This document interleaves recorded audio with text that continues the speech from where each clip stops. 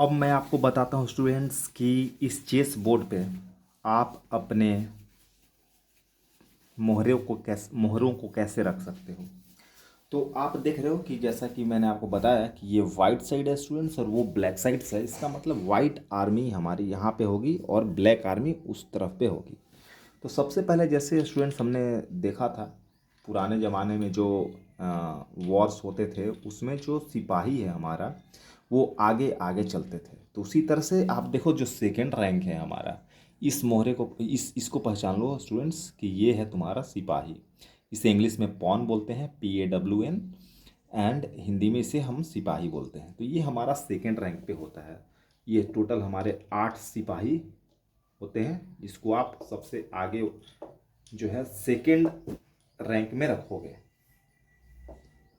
और उसी तरह से हमारा जो ब्लैक है वो भी यहाँ पे रख लेगा स्टूडेंट्स अपने 7th रैंक में। मैं आपको स्टार्टिंग पोजीशन बताता हूँ कि कैसे आप गेम को स्टार्ट करने से पहले आप मोहरों को रखोगे। उसके बाद देखो स्टूडेंट्स, ये जो हमारा हाथी है इसे देख लो, ये हमारा हाथी है। इसे हम लोग कहाँ पे रखेंगे? कॉर्नर पे, यहाँ स्टूडेंट्स। इसे इंग्लिश में हम रुक भी बोलते हैं और ये हिंदी में हम इसे हाथी बोलते हैं। तो ये हमारा ब्लैक के कॉर्नर पे भी रखा गया। उसके बगल में स्टूडेंट्स होता है घोड़ा, तो हाथी के बगल में होता है घोड़ा। चलो, तो उसी तरह से ब्लैक ने भी रख लिया, देख लो आप। उसके बाद होता है ऊंट। देखो ये ऊंट है, ये देखो ये ऊंट का नाक है स्टूडेंट्स, और ये देखो ऊंट का मुंह है जो कटा हुआ है। तो इसे हम लोग बिशप बोलते हैं इंग्लिश में। ये हमारा ऊंट है जो घोड़े के बगल में होता है। उसी तरह से घोड़े के बगल में उसने भी रख लिया, ब्लैक ने भी रख लिया अपना ऊंट। सबसे बड़ा कंफ्यूजन है स्टूडेंट्स कि ये हमारा किंग है और ये हमारा क्वीन है स्टूडेंट्स। ओके, ये देखो क्वीन का जो ताज है वो ऐसा होता है जैसा आप देख रहे हो यहाँ पे, और किंग का ताज कुछ इस तरह का होता है, आप देख लो यहाँ पे। तो ये किंग है और ये क्वीन है। तो फिर इसको कैसे प्लेस करें? तो आपको ध्यान में रखना है स्टूडेंट्स कि जो हमारा वाइट का किंग है वो हमेशा डार्क स्क्वायर्स पे होगा और वाइट का जो क्वीन है वो लाइट स्क्वायर पे, और ब्लैक का किंग वाइट स्क्वायर पे होगा और क्वीन डार्क स्क्वायर पे।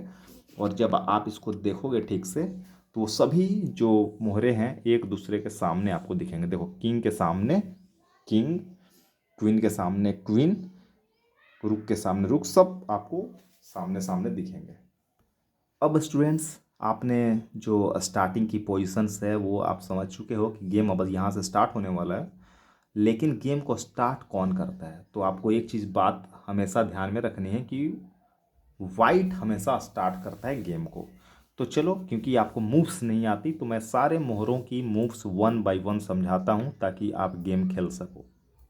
सबसे पहले मैं आपको बताता हूँ कि जो हमारा सिपाही है, ये 8 सिपाही हैं, वो कैसे चलते हैं। इसमें से कोई भी सिपाही अगर अपने घर से चलना चालू करेंगे तो वो एक बार में, जो जब स्टार्ट करते हैं अपने घर से चलना, तो वो सीधा 2 घर चल सकते हैं या फिर एक घर भी चल सकते हैं। ये ऑप्शनल है कि वो 2 घर चलना चाहते हैं या एक घर चलना चाहते हैं। तो ये ऐसे चल सकता है। मान लो फिर सामने वाले ने एक ही चला, ओके, तो फिर अगर आप चाहो तो अब ये केवल एक घर ही आगे चलेगा। फिर एक बार ये घर से अपना निकल गया तो फिर आपको एक बार में एक टर्न ही सीधा चलना है। और याद रहे स्टूडेंट्स कि ये जो है हमारा सिपाही एक बार आगे चलने के बाद फिर वापस पीछे कभी नहीं आता। ओके, ये केवल आगे ही चलते हैं, और अगर उनका रास्ता ब्लॉक हो जाए आगे से तो ये सिपाही आगे नहीं बढ़ेगा, ये यहीं पे स्टॉप रहेगा। लेकिन अगर कोई सिपाही इसके जो है डायगोनल में आ जाए एक एक स्टेप, तो वो उसको कैप्चर कर सकता है। यानी कि ये जो सिपाही है आपका वो चलता सीधा है लेकिन मारता टेढ़ा है स्टूडेंट्स। तो ये इसको कैप्चर कर लेगा, इसको मार के वो वहाँ चला जाएगा और आपने एक सिपाही को मार दिया। तो उसी तरह से स्टूडेंट्स की अगर आपने ये चला, सामने वाले ने ये चला, तो इस सिपाही का जो टारगेट है वो ये 2 स्क्वायर्स हैं स्टूडेंट्स। ये स्क्वायर्स पे अगर सामने वाले ने ये चला होता तो आप उसे कैप्चर कर देते, या फिर सामने वाले ने इधर से भी ऐसे चला होता तो आप उसे भी कैप्चर कर सकते हो ऐसे।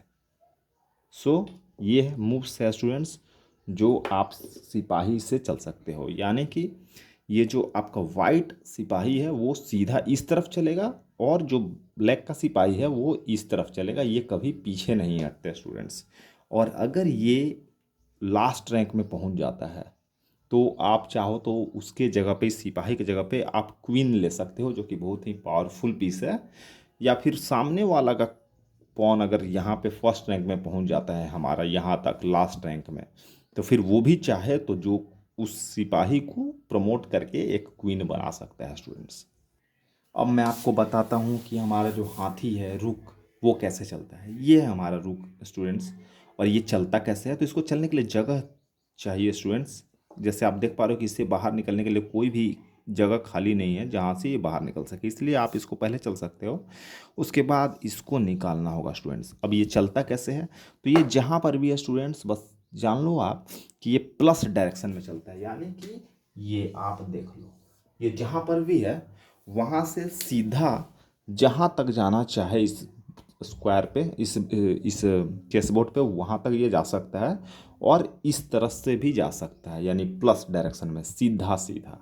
ओके, ये किसी को मार सकता है, जैसे कि इसके टारगेट पे आप देख सकते हो कि ये पॉन है हमारा, तो ये चाहे तो इसको कैप्चर कर सकता है, लेकिन उसके बाद फिर वो भी कैप्चर हो जाएगा। और क्योंकि ये हाथी पावरफुल गोटी है स्टूडेंट्स, इसके 5 पॉइंट्स होते हैं, तो हम ये अच्छा बिजनेस नहीं है कि मैं एक सिपाही के लिए मैं अपने 5 पॉइंट जो है दे दूं। ये अच्छा बिजनेस नहीं है चेस में, इससे आप मैच हार सकते हो। तो जैसा कि आपको मैंने बताया कि जो हमारा हाथी है वो जहाँ पर भी रहेगा वो प्लस डायरेक्शन में चल सकता है, सीधा लेफ्ट टू राइट और आगे टू पीछे, आगे से पीछे कहीं पर भी। अब मैं आपको बताता हूँ स्टूडेंट्स कि आप ऊँट कैसे चलोगे। ये है हमारा ऊँट। ओके, तो इसे भी निकलने के लिए थोड़ा आपको स्पेस देना पड़ेगा, और याद रखना कि आपके पास एक डार्क स्क्वायर ऊँट होते हैं और एक लाइट स्क्वायर, यानी लाइट स्क्वायर जो है हमेशा वाइट पे ही रहेगा स्टूडेंट्स, लाइट स्क्वायर पे, और जो हमारा डार्क ऊँट है वो हमेशा डार्क पे रहेगा। ऐसा क्यों? क्योंकि हमेशा टेढ़ा चलते हैं स्टूडेंट्स, डायगोनल में।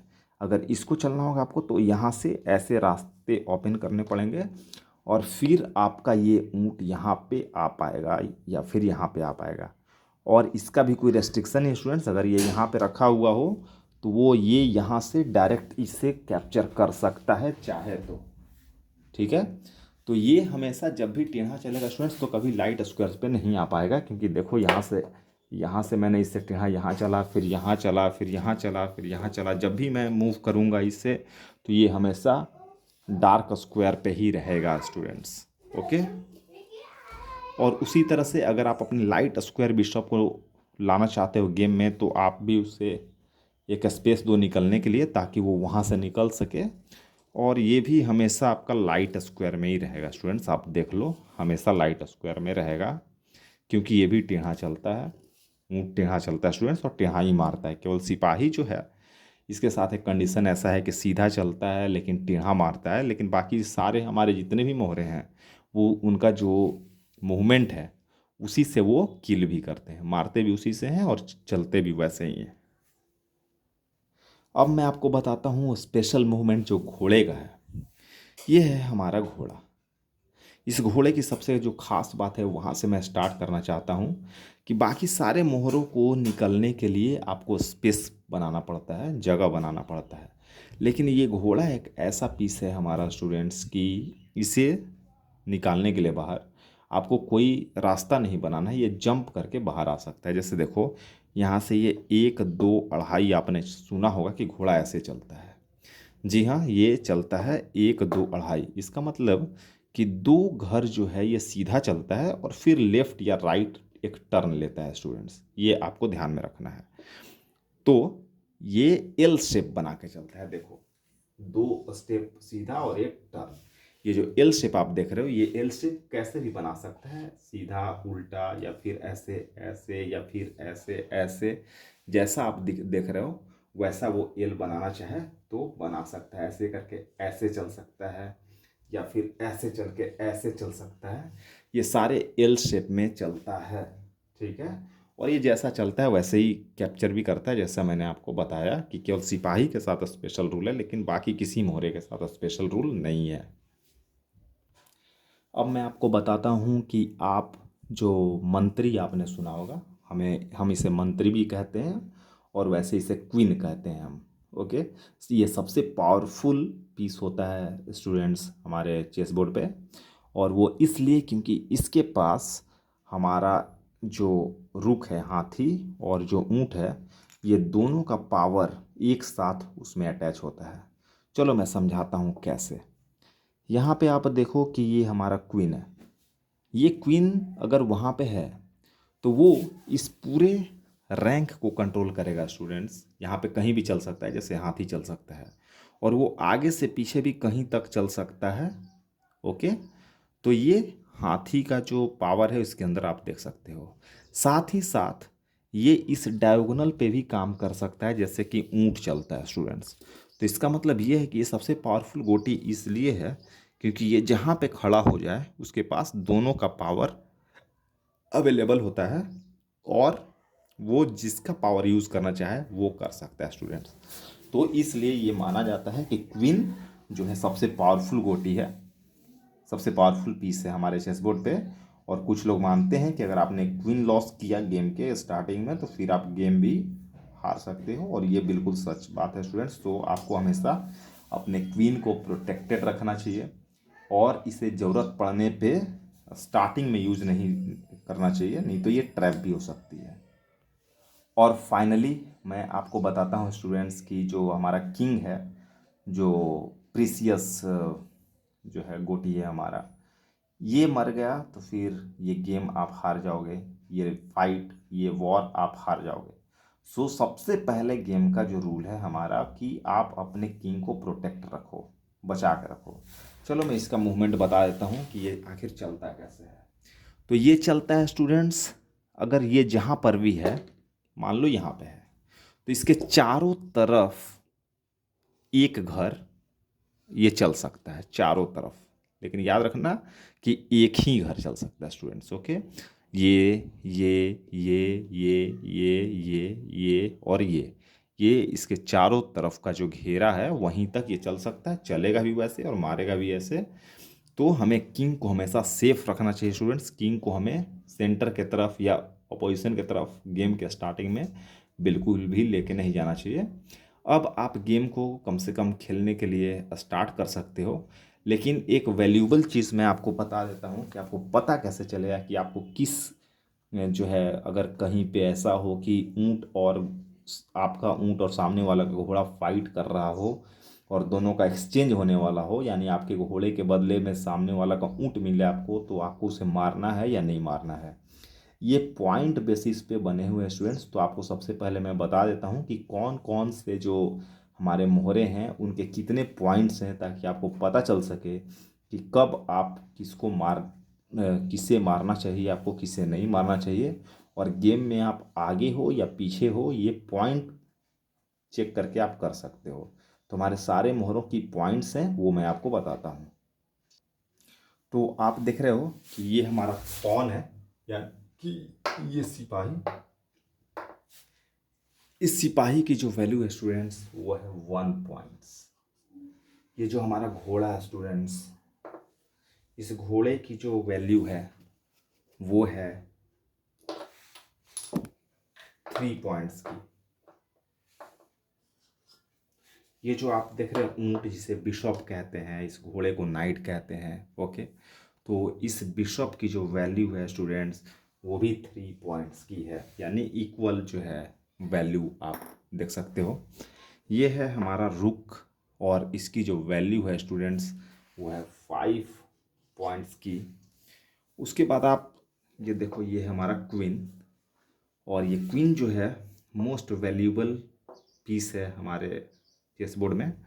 और जो इसकी वैल्यू है सबसे ज़्यादा है वो है 9 पॉइंट।